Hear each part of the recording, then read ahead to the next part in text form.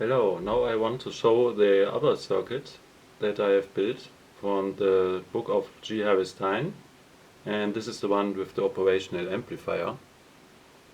And I already connected here the power supply and the scope.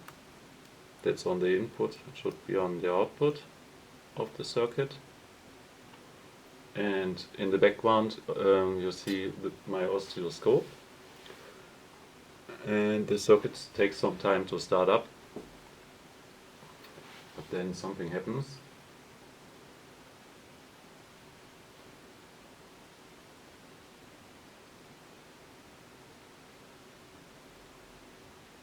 Yep, and once started up, it has around 250 kilohertz.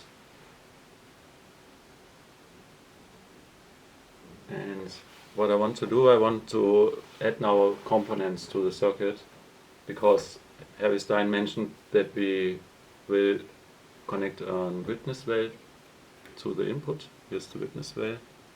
I made it also according to the specifications he has given in his book. And I will also connect the rubbing plate, which I made here. It has also a coil underneath a plate. Harry Stine said we should use acryl glass or plastic. I made it on a copper plate, beneath a copper plate with epoxy, just for testing the circuit.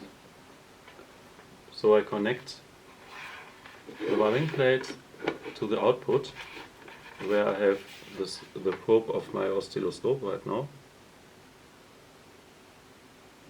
and I will connect the witness well to the input.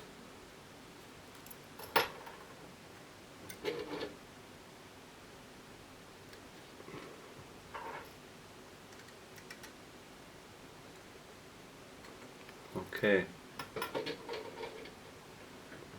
And the circuit is now a bit different, because there are inductors coupled to it. When I touch the wire in the input coil, we see a reaction, and the same when I touch the rubbing plate. This is good because we want the circuit to react to certain things. And you see also a slight amplitude modulation, which is a good sign, because the principle we want to use is we want to have a carrier wave that transports some information and broadcasts it.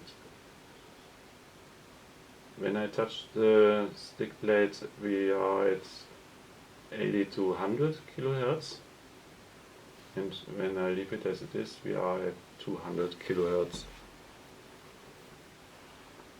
So now let's do a little experiment. I will insert my finger in the witness well, and at the same time I will touch the rubbing plate, and you see the circuit reacting. But what I also recognize is that I get a stick reaction in my hand. Very heavy stick reaction. So it's somewhat, you feel the resonance to what you put in the witness well. When I now replace my finger with a sample of mine, like I have here a blood sample, I put it in, and now I check for a stick reaction. I have also one.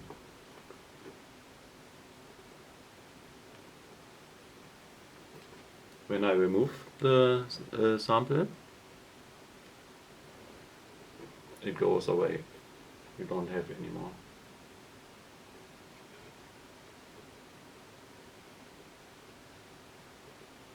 put it in again. Yeah, now it's there. So what you have here is a very cheap radionic system. You don't have to spend much of money for that. You can build it for yourself when you're skilled enough to solder that thing together. And you can do the basic experiments with that. Now that I have shown you the two different circuits that Harry Stine shows in his book, I really recommend for you to make experiments with the second circuit that I have shown today. That's the one with the operational amplifier, because when you use the circuit in the proper configuration, you can also follow the instructions in the book that are given for the witness well, how to make that, and for the rubbing plate. And you must remember that these both are inductive elements. They are inductors that somehow feed the input of the circuit. And without these inductors coupled to the circuit will behave differently. And with the proper configuration, you can also experience for yourself how it would be that you somewhat close the loop in a circuit. I have shown that with holding both hands above the rubbing plate and the witness well, or putting the finger in the witness well and having the other hand above the rubbing plate or touching the rubbing plate, then the circuit will react. And that's why you couple yourself with the circuit in order to communicate with it. It's like you make the connection to the circuit.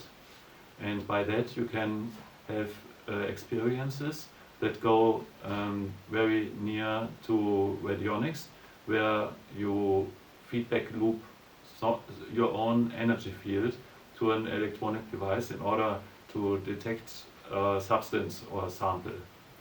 And by that I will leave it for today, and I encourage you to make your own experiments with it.